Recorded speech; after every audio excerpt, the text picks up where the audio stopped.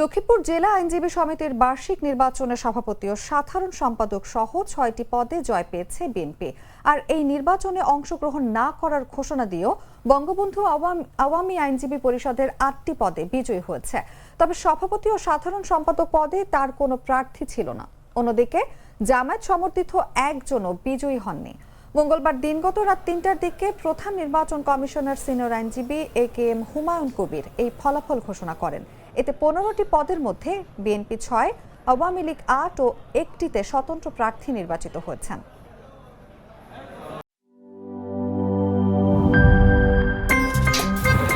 আমার একটা স্মার্ট সিদ্ধান্তে 25% গ্যাসের খরচ কমেছে। ভাবছেন কিভাবে? সাধারণ গ্যাস স্টোভ বদলে আমি এনেছি আরএফএল গ্যাস স্টোভ। এর সাইন্টিফিক নজল ও ব্রাস বার্নার ক্যাপ সমানভাবে তাপ ছড়িয়ে রান্না করে দ্রুত। তাই গ্যাসও বাঁচায় 25%, টাকাও বাঁচে 25%। আরএফএল গ্যাস স্টোভ নিরাপদ ও গ্যাস সাশ্রয়ী।